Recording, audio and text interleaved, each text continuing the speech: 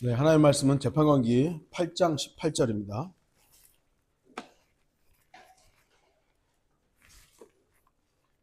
재판관기 8장 18절입니다.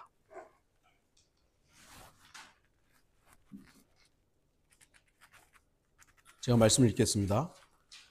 그때 그가 세바와 살문나에게 말하기를 너희가 타볼에서 죽인 자들은 어떻게 생긴 사람들이냐 하니 그들이 대답하기를 그들도 너와 같이 각자가 왕의 자식들 같더라 하니. 오늘 말씀의 제목은 닮을 것인가 본받을 것인가. 성경은 우리에게 누군가를 닮지 말라고 말씀합니다. 마태복음 6장 8절 그러므로 너희는 그들을 닮지 말라. 이는 너희가 구하기 전에 너희 아버지께서는 너희가 무엇을 필요로 하는지 아심이라. 바로 앞에 8장 6절 7절에서 기도에 대해서 말씀을 하시면서 그들을 닮지 말라고 말씀하십니다. 이교도들처럼 헛된 반복을 하지 말라입니다. 그래서 이교도들처럼 헛된 반복의 기도를 하지 말라, 그 내용으로 닮지 말라 이것이죠. 6장 8절은 닮지 말아야 할 기도에 대해서 말씀을 합니다. 그럼 반대로 닮아야 하는 기도는 무엇이었겠습니까? 너무나도 분명히 9절부터 나오는 바로 주의 기도문, 오늘날 주기도문 이렇게 알려져 있는 그 기도이죠. 주님께서 제자들에게 이렇게 기도하라고 말씀하신 바로 그 기도가 우리가 닮아야 하는 기도입니다. 오늘 주제는 이 내용이 아니니까 여러분들이 반드시 가서 주의 기도문이라고 하는 그 부분들을 한번 쭉 읽어보십시오. 우리가 어떤 식으로 기도의 내용들이 거기에 포함되어 있는 것인가. 교리적으로 따지기 전에 이 기도는 분명 모든 성도에게 주어진 하나님의 말씀입니다. 저는 먼저 닮지 말아야 할 대상에 대해서 언급하고 오늘 설교를 시작합니다. 오늘 본문은 7장부터 연결되는 내용입니다. 기드온과 300명이 미디안인들과 전쟁에서 승리하는 내용 중에 나오는 그런 언급입니다. 8장에는 수콧과 푸누엘 사람들이 기드온에게 협력하지 않습니다. 결과적으로 이 수콧과 푸누엘 사람들도 기드온에 의해서 이렇게 징계를 받죠. 결국 기드온은 미디안의 왕 세바와 살문나를 척결합니다. 그래서 오늘 본문에는 기드온이 지금 세바와 살문나에게 질문을 합니다. 너희가 타볼에서 죽인 자들은 어떻게 생긴 사람들이냐? 어떤 사람들이냐? 그러자 이 사람들이 이제 미디안 왕 세바와 살문나는 타볼뿐만 아니라 여러 지역에서 이스라엘 사람들을 죽였습니다. 특히 이제 타볼에서 죽인 사람들이 어떤 사람들이냐라고 기드온이 묻게 됩니다. 그러자 세바와 살문나는 그들도 너와 같이 각자가 왕의 자식들 같더라 라고 대답합니다.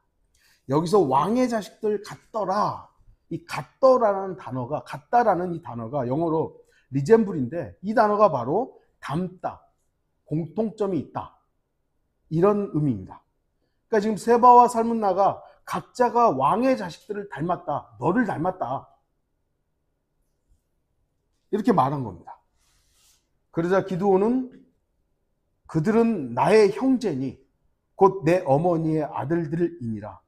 주께서 살아계시거니와 만일 너희가 그들을 살려주었더라면 나도 너희를 죽이지 아니하였으리라 하면서 이 두 왕을 죽이게 됩니다. 아마도 미디안 왕들은 기드온의 형제들을 죽였을 것이고 죽임당한 사람들은 기드온과 어떻게 보면 외적으로도 많이 닮아 있었던 것이죠. 그러니까 미디안 왕들도 자신들이 죽인 사람들이 기드온과 닮았다라는 걸, 너와 닮았다, 너가 같더라 라고 알고 있었던 것입니다.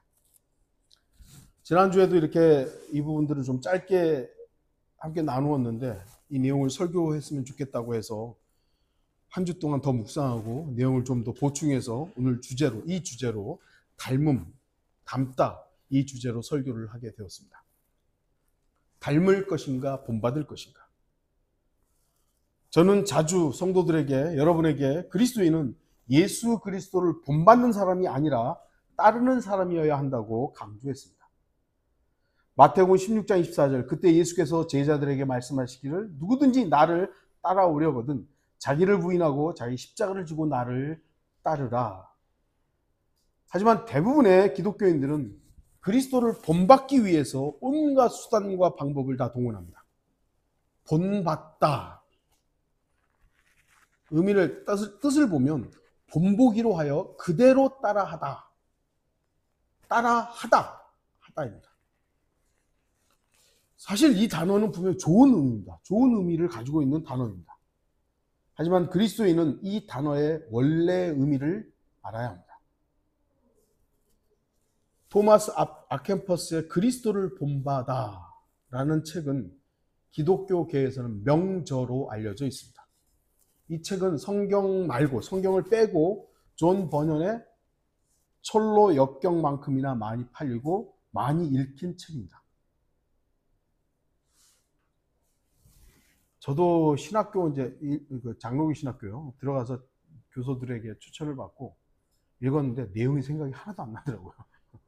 그래서 이번에 이제 조금 찾아보면서 중요한 부분을 좀 봤는데요. 이 책 소개, 그러니까 이 책은 워낙 오래되고 워낙 명저이기 때문에 출판사가 여러 출판사예요. 기독교 출판사라 하면 거의 이 책은 그냥 번역해서 다 만든 책 중에 하나죠. 뭐라고 소개되어 있냐면 예수회에서, 우리는 예수회 그러면 되게 부정적이잖아요. 근데 일반적인 기독교에서는 예수회 하면요, 주님을 잘 믿는 사람들로 알려져 있어요. 예수회에서 경건 훈련을 위한 공식 교본으로 사용되고 있으며 읽는 이로 하여금 감정과 더불어 영혼이 거룩하게 정화되는 느낌을 경험하도록 이끌어줄 것이다. 아주 칭찬이라는 칭찬을 다 갖다가 여기다 해놨습니다.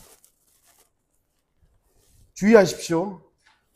그럴듯하게 번역된 이 책의 원래 의미는, 원래는 이미테이션입니다. 모방자라는 거예요. 그리스도를 본받아라고 하면 우리는 되게 좋은 의미로 이렇게 받아들이지만 원래 뜻인 예수 그리스도를 모방하라는 겁니다. 모방하라. 예수 그리스도를 모방하려는 것은 항상 강조해서 여러분도 잘 알고 있다시피 사탄 마귀가 가장 잘하는 겁니다. 제가 여러 번 말했지만 그리스도인은 예수 그리스도를 따르는 사람이지 예수 그리스도를 모방하는 사람이 아닙니다. 이 책의 목차를 보면 아주 간단합니다. 뭐뭐뭐 해라, 뭐뭐뭐 하지 말아라가 대부분이에요. 이렇게 살아라, 이렇게 살지 말아라.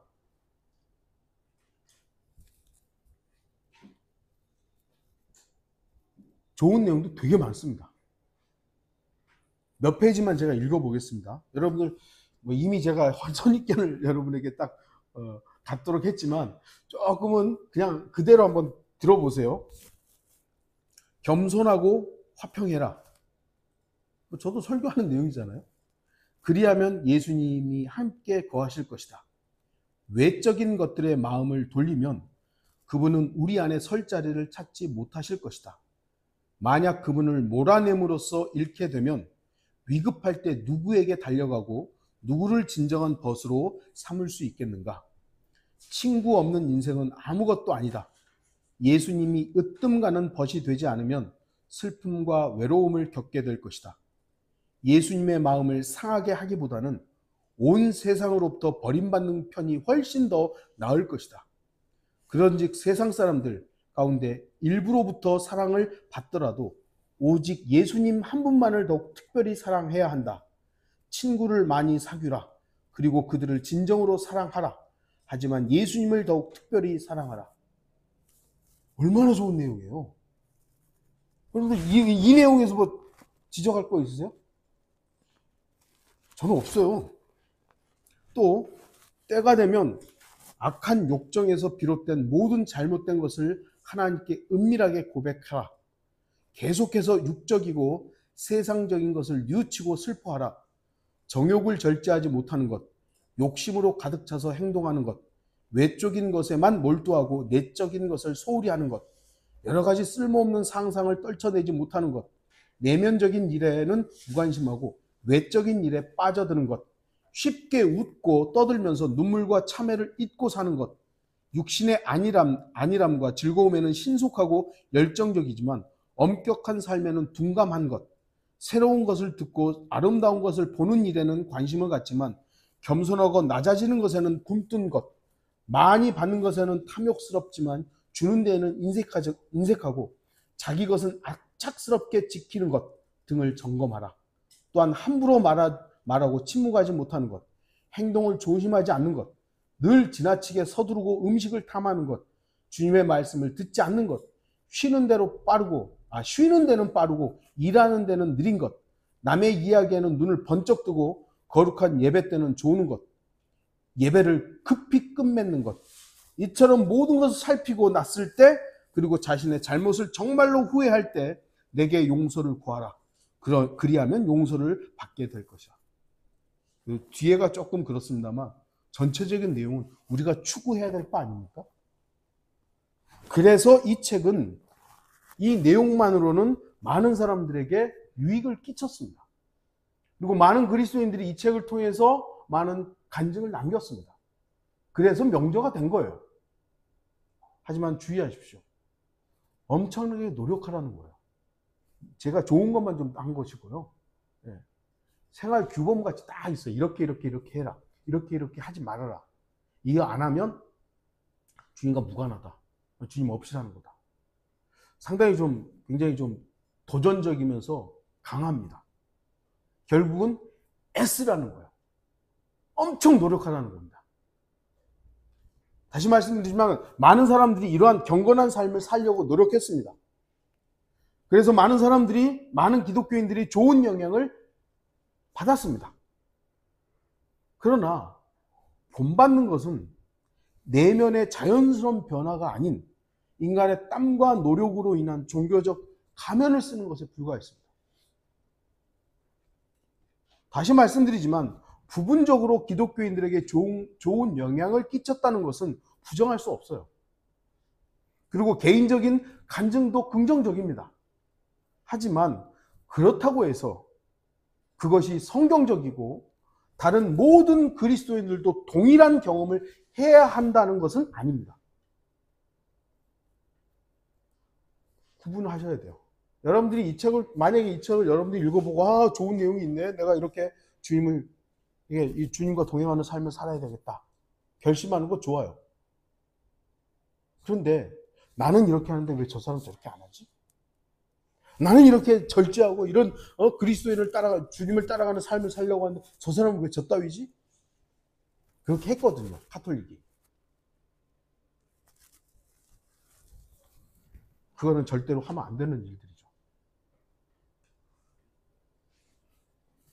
요즘 기독교 도서에는요, 이제 아예 제목을 그리스도를 닮아감, 예수님 닮아가기 이런 책들도 많이 나와 있어요. 그런데 여전히 이렇게 닮아가려면 어떻게 행동해야 된다. 구체적인 실행이 나와 있고요. 준비 과정이 나와 있고 실천 방향이 있고 실천 훈련이 있어요. 뭐 하라는 거죠, 결국은. 물론 그리스도인들도 해야 될 행위가 있고 실천이 있습니다. 그러나 그것은 주님으로 인한 자연스러움이어야 하는 것이지 주님을 이용해서 내가 이렇게 노력하는 그런 자기의 행위가 되어서는 안 됩니다. 그러니까 주님 때문에 내가 주님을 사랑해서 하는 자연스러운 일이어야 하는 것이지 주님을 이용해서 내가 이렇게 했어. 그리고 나의 행위를 자랑하는 그것이 되어서는 안 되는 것입니다. 주목하십시오. 닮는다는 것은 노력과 실천으로 되는 것이 아닙니다. 닮음은 노력이 아닙니다. 자연스러운 거예요. 그냥 되는 거예요. 우리가 예수 그리스도를 사랑하면 그렇게 하지 말라고 해도 해요. 순교자들 가운데 예수님 안 사랑하는데 순교한 사람 본 적 있으세요? 저는 그런 순교자는 바보죠. 그거는.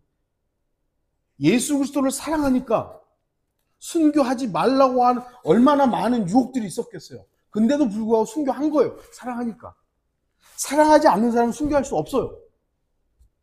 사랑하니까 순교할 수 있는 것은 자연스러운 그 순교자들에게는 그건 자연스러운 일이었던 거예요. 어거지가 아니었던 것이죠. 순교하려고 노력하지 않았습니다. 자녀들이 아버지와 어머니를 굳이 닮으려고 노력하지 않습니다. 우리 자녀들 가운데 난 아버지를 닮아야지 그래서 닮은 사람 있으세요? 없잖아요. 저도 저희 아버지 어머니 노력하지 저는 사실 좀 아버지를 안 닮으려고 했어요. 근데 어느 순간 저를 좀 오랫동안 알았던 형제님이 그러시더라고요. 아버지 좀 닮은 면이 있다고. 저도 모르게 닮아 있어요. 자녀가 부모를 닮는 것은 자연스러운 현상입니다. 자녀가 부모를 닮는 이유는 유전적인 것도 있지만 함께하는 시간의 영향이 가장 큽니다. 자식은 부모를 닮기 싫어도 닮게 됩니다. 왜냐하면 유전적인 것이 있지만 그 다음으로 함께 먹고 자고 함께 살기 때문에 그냥 함께하는 삶이 있기 때문에 닮게 되는 겁니다. 다시 말씀드리지만 이것은 노력으로 되지 않습니다. 어떤 의미에서는 저절로 되는 겁니다. 우리가 예수 그리스도를 닮는다? 이따 결론적으로 뭐 좀 다른 말씀을 하겠습니다만 닮는다? 노력이 필요한 게 아닙니다. 땀이 필요한 게 아니에요. 자연스러워야 되는 겁니다. 닮다, 닮았다는 두 가지 부분으로 나뉩니다. 우선은 유전적인 것, 이 선천적인 것이 있죠. 그리고 후천적인 부분이 있습니다. 유전적 닮음은 굳이 설명이 필요 없을 만큼 누구나 알 수 있는 부분이에요. 아기가 딱 태어났어요. 딱 보니까 거기에는 엄마 아빠의 얼굴이 다 들어있잖아요. 아, 이거 닮았네. 그냥 다 알아요, 그냥.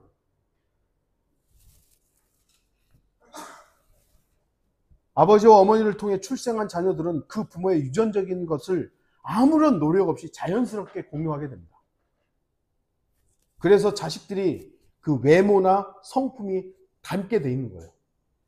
아, 저 왜 나를 안 닮아 저래? 아니요, 그거 다 있는 거예요. 저한테 다 있는 거예요. 자식이 부모를 닮는 것은 자연스럽습니다. 그리스도인이 예수 그리스도를 닮으려고 노력하지 않아도 성령으로 거듭난 사람은 주님을 자연스럽게 닮게 됩니다. 그래서 거듭난 사람들의 공통적인 특징이 있습니다. 물론 이제 막 거듭난 그리스도인의 특징이 있고요. 오랫동안 그리스도인의 신앙생활을 한 사람들의 특징이 있죠.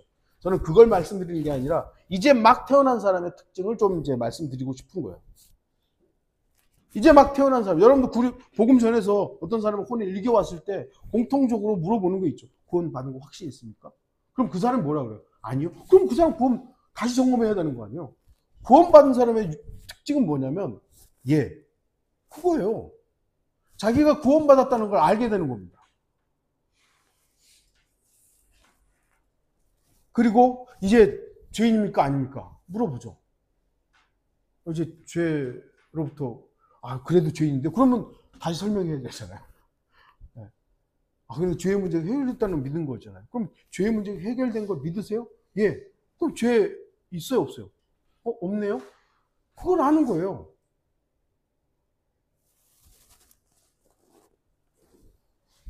하나님에 대한 신뢰가 생기는 겁니다. 내가 하나님을 통해서 구원받았구나. 우리가 일일이 다 지식적으로 다 물어보지는 못해도 일단 구원받은 사람의 공통적인 특징이 그렇다는 겁니다. 그리고 영적 기쁨과 안정감을 갖게 됩니다. 물론 이러한 분명한 특징들은 진리의 지식으로 성장할 때 유지되지만 그렇지 못할 때는 이 말씀으로 하나님의 말씀으로 계속 성장해 가야 그런 것들이 계속 유지되잖아요. 근데 그러지 못할 때는 그 모든 것들이 희미해지고 어떤 경우에는 전혀 알지 못하는 상태가 되기도 합니다. 자기가 분명히 어느 날 거리에서 만난 사람을 통해서 구원을 받았어요. 그래 뭐 더 좋은 거는 영접기도가 있어서 나 구원 받았구나. 근데 살다 보니까 지역교회에 속하지 못하고 말씀으로 성장을 못하고 그냥 하다 보니까 그걸 까먹는 거죠. 이제 구원 받았는지도 희미해지고 또 받았다며 몰라 그때는 받았는지 모르는데 이런 말도 할 수 있는 것이고 나 모르겠는데 별의별 사람들이 나올 수 있는 겁니다. 그건 왜요? 성장하지 못했기 때문입니다. 뒤에서 말씀드릴 수 있는 것, 함께 주님과 동행하지 않았기 때문입니다. 함께 살지 않았던 거예요.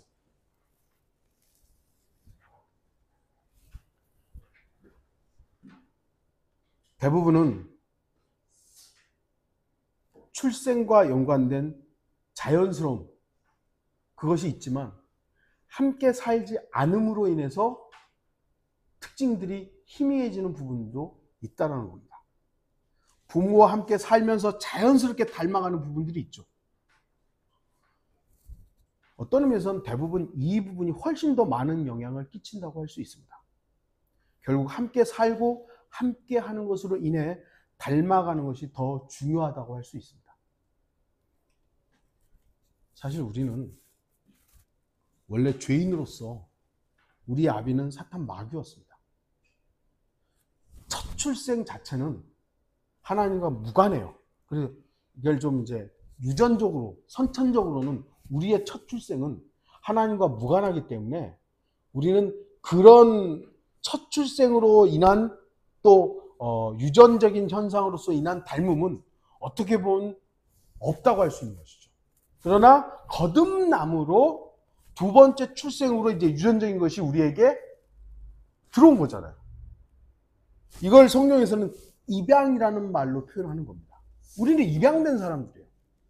하나님의 아들들로 구원받을 때 거듭나는 것이지만 법적인 절차로서는 입양된 거죠. 죄인인 우리는 주 예수 그리스도의 피값으로 하나님의 자녀로 다시 태어나게 됩니다. 다른 말로 말하면 우리는 입양된 겁니다. 우리는 성령으로 거듭나서 하나님의 아들들로 입양되었습니다. 로마서 8장 15절, 너희는 다시 두려워하는 종의 영을 받지 아니하였고 양자 되는 영을 받았으므로 그에 따라 우리가 아바 아버지라 부르짖느니라. 양자 된 거예요. 우리는 원래 하나님의 아들이 아니었잖아요. 근데 하나님께서 우리를 아들 예수 그리스도를 통해서 아들로 입양해서 우리가 아들이 된 겁니다. 에베소서 1장 5절, 하나님의 기쁘신 뜻에 따라 예수 그리스도를 통하여 우리를 자신의 자녀로 입양할 것을 예정하셨으니, 그래서 우리는 입양된 겁니다. 우리는 아직 육신의 유전적인 부분에 있어서는 여전히 마귀의 일들이 자연스러울 때가 많습니다. 왜냐하면 우리의 첫 출생에, 육신의 이 첫 출생이 완전히 단절된 건 아니잖아요. 그러다 보니 이 첫 출생의 유전적인 건 마귀로부터 온 게 있어요. 그러니까 이게 더 자연스러울 때가 꽤 많아요. 오히려 육신적인 것들이 더 많이 돌출로서 나올 때가 더 많다는 겁니다. 그렇기 때문에 우리 그리스도인들은 육신의 일들을 절제하며 제한하는 영적 전쟁을 매 순간 치료해야 하며 이제 나를 아들로 입양해 주신 분과 일치된 삶을 살도록 해야 하는 겁니다. 그럼에도 나의 노력이 되어서는, 나의 땀이 되어서는 안 됩니다. 바로 여기서 나뉘는 거예요. 이제 어떤 사람들은 입양해 주신 분을 기쁘게 하려고 자신의 노력과 땀을 자신의 행위로 주님을 기쁘시게 하려고 합니다. 그러나 주의하십시오. 주님이 기뻐하시는 것은요, 믿음이지 우리 행위가 아니에요. 영적인 부분들은 그런 게 아닙니다. 물론 우리의 행위 자체에 대해서도 하나님 기뻐하시는 행위가 있긴 합니다만 그 근간이 되는 건 주님 안에서예요. 아까도 말했듯이 주님 안에서 행하는 사랑에 근거한 행위였을 때 하나님이 기뻐하시는 것이지, 나의 땀을 근거로 한 행위, 카인의 제사 좀 안 받으십니다. 나를 입양하신 분을 기쁘게 하려면 그냥 주님을 믿고 주님과 함께 살면 되는 겁니다. 주님과 함께 오랜 기간 동안 동행하면 노력으로 되는 것이 아니라 그냥 닮게 되어 있습니다. 예를 들어서 어떤 고아가 아주 갓난 아기 때 입양이 되면 그 아이는 유전적인 부분에 있어서는 입양한 그 부모를 닮을 수가 없어요. 아예 피가 다르니까. 유전적인 부분에서 닮은 부분이 없어요. 그러나 그 아이가 오랫동안 부모와 살다 보면, 나를 입양해 주신 그 부모와 오랫동안 살다 보면 자연스럽게 부모를 닮게 돼 있어요. 말도 그렇고요. 걸음걸이도 비슷해지고요. 식습관도 비슷해지고요. 성품도 비슷해집니다.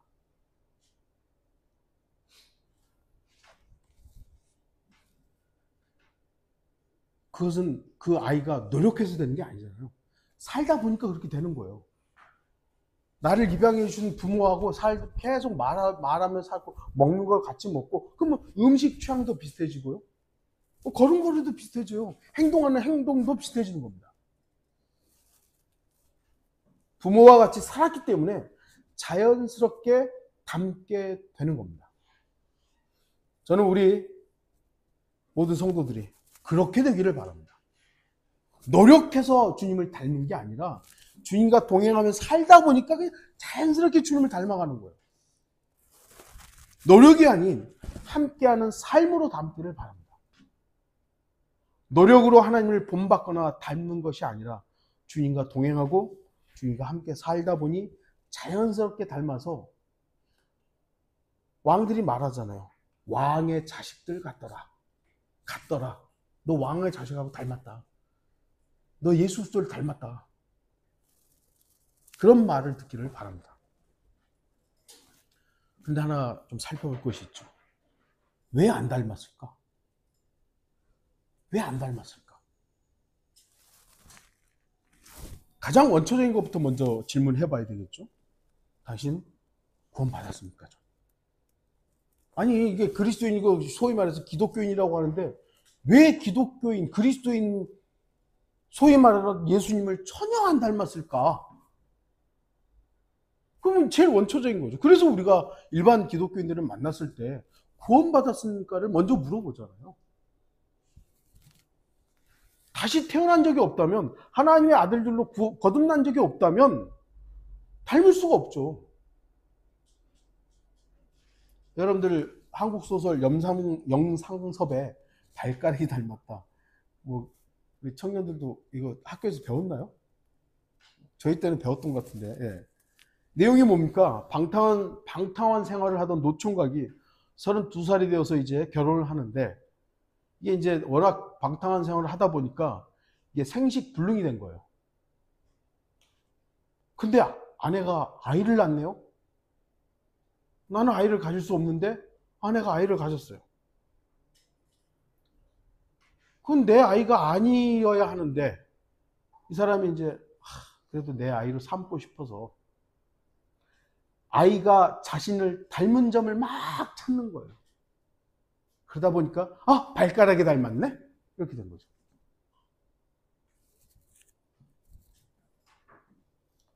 그리스도인은 예수 그리스도를 닮았다는 것을 애써서 찾아야 하면 안 됩니다. 저 사람 도대체 예수님이 뭘 닮은 거야? 막 그냥 찾아내야 하는 그런 모습이 되어서는 안 된다는 거죠. 어떻게 보면은 저 사람 맞아, 저 사람 기독교인, 그래 맞지, 저 사람 그리스도인, 그들은 뭐 그리스도인 말 표현 안 하니까 기독교인이지, 뭐 교회 다니는 사람이지, 뭐 이렇게 자연스럽게 나와야 하는데 아무리 봐도 아닌 것 같아요. 아무리 봐도.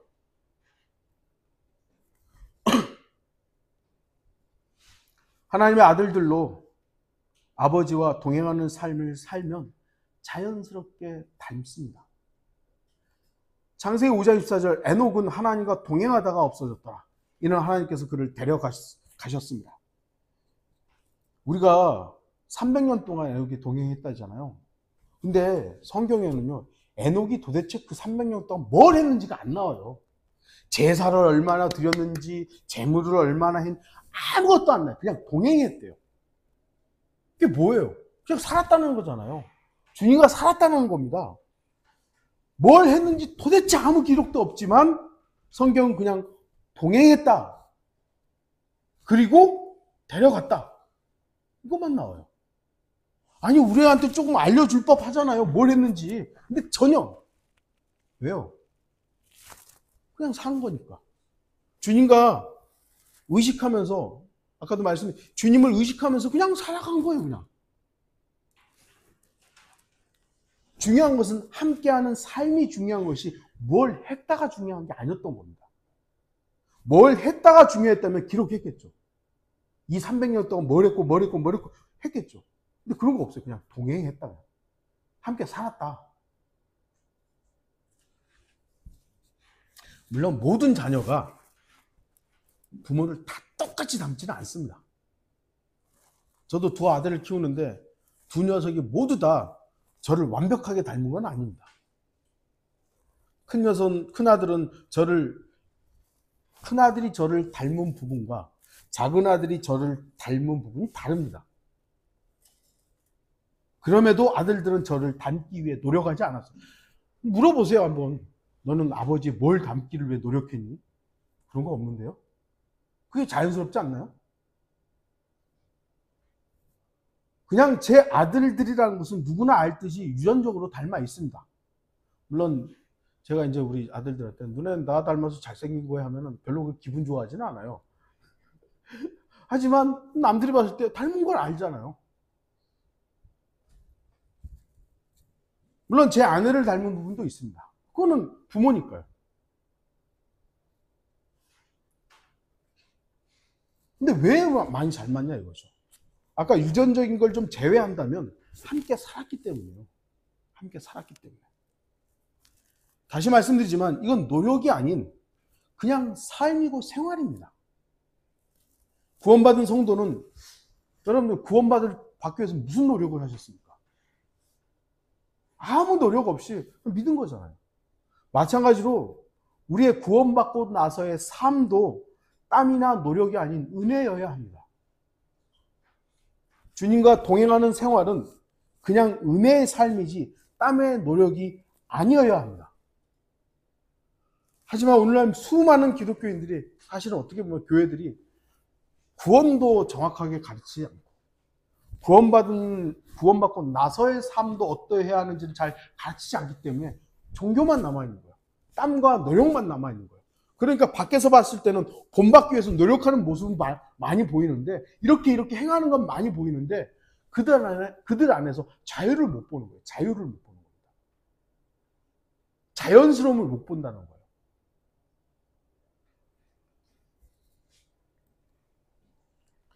왜 우리가 주님을 자연스럽게 닮지 않는 부분들이 있습니까? 그것은 함께하는 시간이 그만큼 없었기 때문입니다. 없기 때문에 안 닮는 거예요. 그리고 더 이상 주님과 동행하기보다는 독립하려고 하기 때문이에요. 물론 인간의 삶에서 자녀들이 성장하면 독립해야 되죠. 스스로 삶을 살아야 합니다. 분명합니다. 그래서 독립하면 더 이상 부모의 그늘이 아닌 자기의 삶을 살다 보니 자신만의 정체성을 이제 갖게 되는 것이죠. 그건 인간 삶에서 자연스러운 일이에요. 하지만 그렇다고 해서 부모와 완전히 별개의 삶을 사는 건 아니잖아요. 저도 여전히 아버님 돌아가셨으니까 어머니를 가끔 만나고 어머니와 이제 멀리 떨어져 있는 건 아니고 같은 의정부에 있으니까 자주 만나고 이런 삶을 완전 단절하고 살지는 않아요.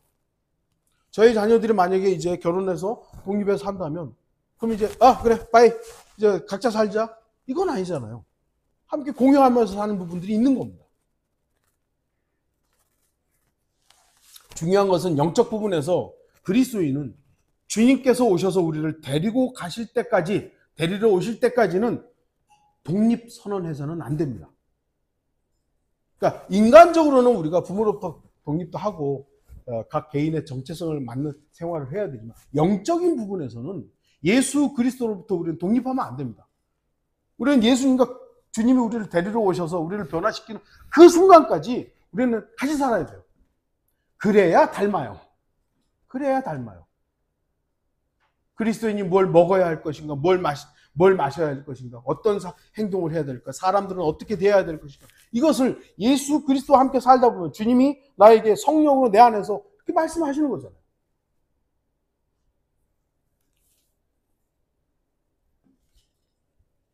주님께 밀착하는 신앙생활을 해야 합니다. 동행하는 생활을 해야 합니다. 그렇지 않기 때문에 세상 사람들에게 야, 예수 믿는 사람은 왜 그래? 이런 말을 듣게 되는 겁니다. 오늘날 기독교가 세상으로부터 욕먹는 이유가 뭡니까? 주님과 상관없이 자기만의 삶을 살고 주님과 무관한 생활을 하기 때문에 주님을 닮지 않았기 때문입니다. 우리가 완벽하게 예수 그리스도를 다 닮을 수는 없습니다.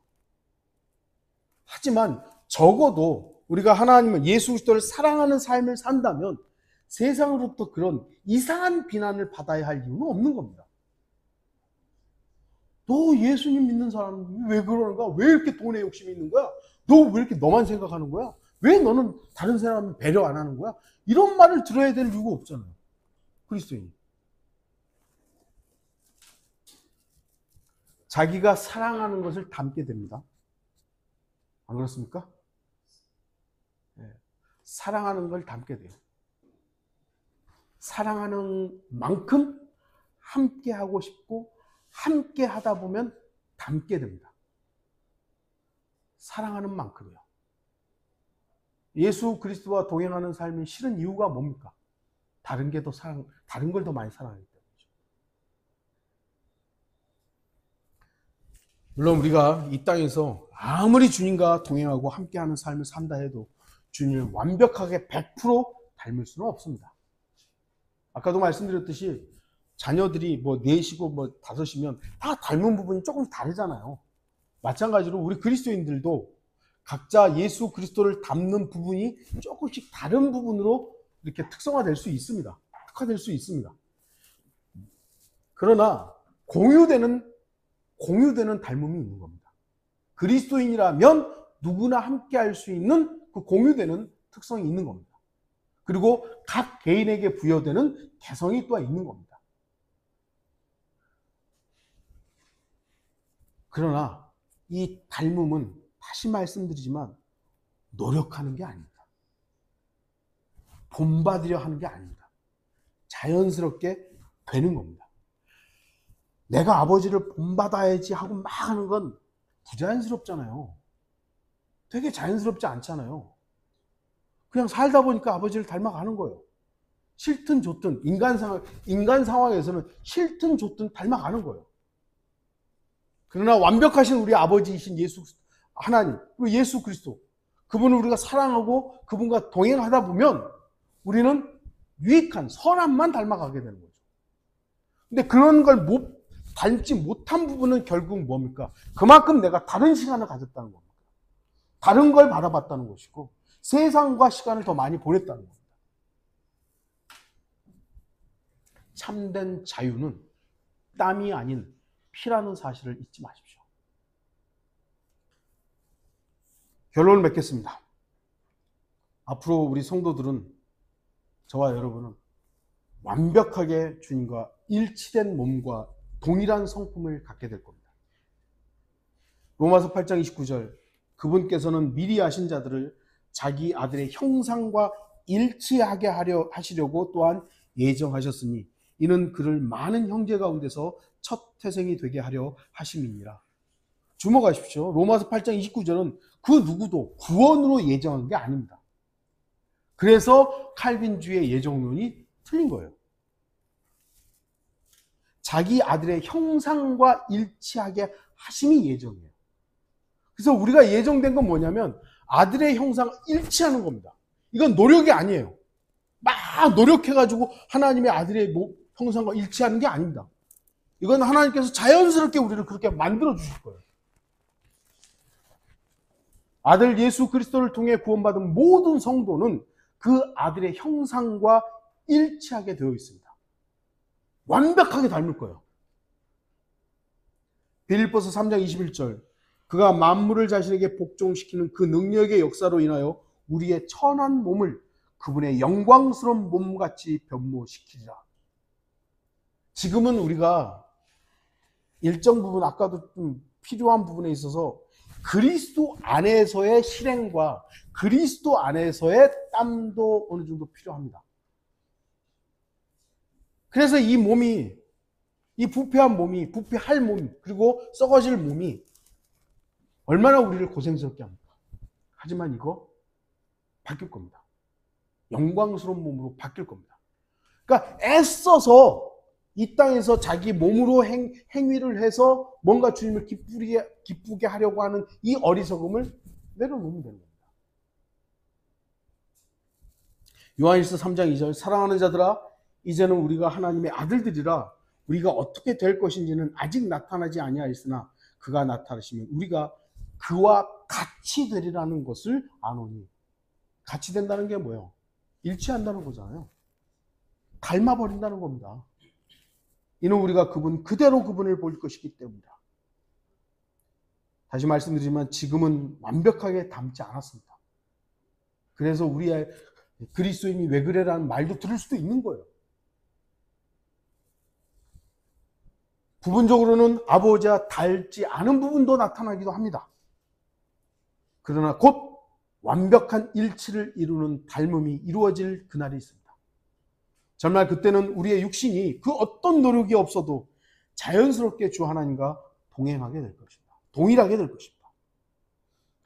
저와 우리 성도들, 베델 성도들은 그날을 소망해야 합니다. 그날을 소망하며 이 땅에서 주님과 동행하며 주님을 닮은 성도들이 되기를 바랍니다. 다시 말씀드리지만 동행한다는 것은 주님을 매 순간 의식하는 겁니다. 우리가 주님을 매 순간 의식하지 않고 단절된 삶을 살면 그만큼 우리는 다른 걸 닮아가게 되는 겁니다. 왜요? 우리의 육신은 세상에서 사는 게 더 자연스러워요. 그거는 부자연스러운 게 아니에요. 우리가 세상을 향해서 살아가는 게 이 육신한테는 그게 자연스러운 일이기 때문에 그것을 우리가 말씀으로 제어하는 것.